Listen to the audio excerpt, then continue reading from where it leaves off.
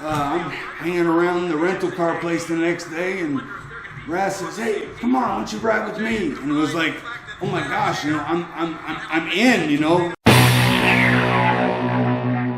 Hello everybody, and welcome to another episode of Dinsmore's Commentary. I'm very excited about today's episode because it was requested by a relative of mine.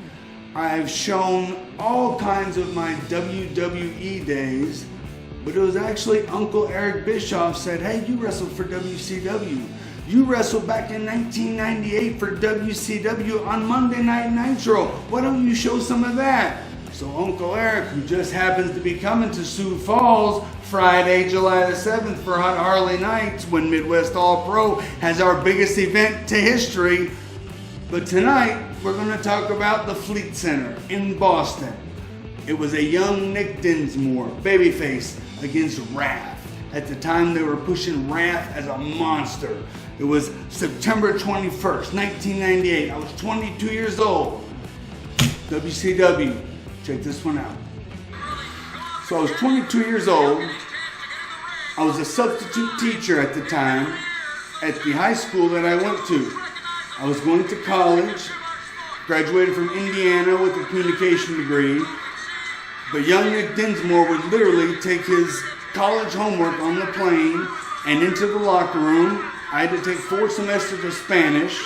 So I would go to all of the Latin wrestlers, all of the Mexican wrestlers, and try to get them to help me learn Spanish. I can't speak Spanish very well. I can't speak Spanish very well either. But I remember this period. Terry Taylor was the one that called me into WCW. Terry Taylor also got me hired by WWE, and I was a coach with him when I was in NXT.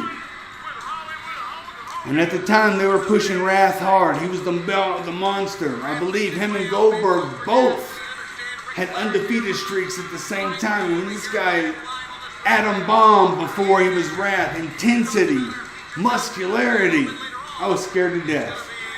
22 years old. I worked out. I was as strong as I could be, but this guy looked intense. Nicest guy in the world.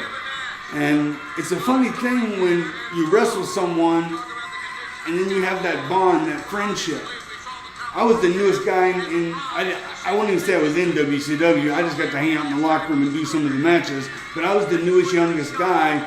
And I remember the very next day was a Saturday night TV taping. And then Wednesday was off and Thursday was Thunder. I'm hanging around the rental car place the next day, and Raz says, "Hey, come on, why don't you ride with me?" And it was like, oh my gosh, I'm in. One of the guys on TV, one of the big guys, wants me to ride with him. Fuck, he should drive me around with that damn flying Bealie just gave me. But anyway, that week was memorable because also in the car was Davey Boy Smith, who was an idol of mine growing up. I remember the very next day, Tuesday, before Saturday night, WCW taped Saturday night on Tuesdays after Nitro. I was in a Denny's, sitting there. Davey Boy Smith was on the other side of Denny's, and fans were just flocking up to him, asking him for his autograph. Oh, look at the offense here by young Nick Dinsmore, but no. Is it going to fare well? Big drop kick to the mush. Lean with hair, Nick Dinsmore, but no, not to be. Sitting in Denny's, Davey Boy Smith, who I rode to the hotel with, other side of the building, fans, autographs. Davey Boy Smith gets up, walks over to me, goes, "Hey, I'm going to go back to the room, then we'll go to the gym, okay?" And he walks out of Denny's.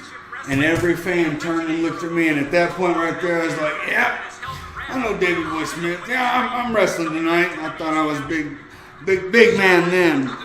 But to go to the gym with Wrath and Davey Boy Smith, back when the guys wear the Zubas, and Davey Boy's legs were so big. Both of them did legs that day.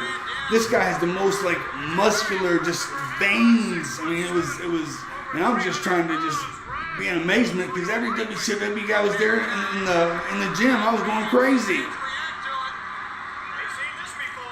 But then Davey Boy got me. That was Tuesday. Went to the gym. Thursday morning, get up at the hotel. He goes, "My wife's called. Thunder's been canceled." Oh man, I don't know. How am I going to get home? What am I supposed to do? I'm the new guy. I don't know what's going on here. Thunder's been canceled. So he up and takes off. Well, Dean Malenko walks around the corner. He says, Mr. Malenko, I heard the Thunder was canceled. He goes, you dumbass. They don't cancel a live television production. I knew at that point Davey Boy Smith got me. But what I remember most about the Fleet Center, after this match, I walked back. My producer was Arn Anderson. Arn, what did you think? What did you think? I thought it went pretty well. So do I. You know what, kid?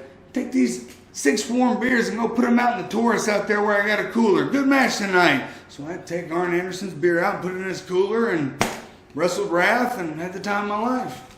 In the Fleet Center in Boston. Living the dream.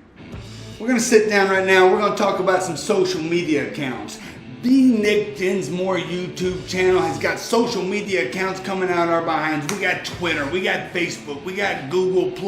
I want everybody, if you want to get the bonus content, if you really want to know what's going on behind the scenes, all the links are in the descriptions. Be sure and check out the last episode. It's a big one. It's one that's so remarkable. You're going to be amazed. You're not going to know. It's going to blow your mind. Like your mind's here, boom, and it's blown. So I want to tell you one thing. Please share this video. This is one of my favorite times of my career. Share this video. Give me a thumbs up. Tell me your favorite Nick Dinsmore or Eugene match or Conquistador or Doink the Clown. You know, what did I do in my career that you want to hear me talk about? Because as it stands, I'm living in South Dakota, living the dream, and I'm going to talk about the matches that you want to hear. So until next time, my name is Nick Dinsmore, and I will see you at ringside.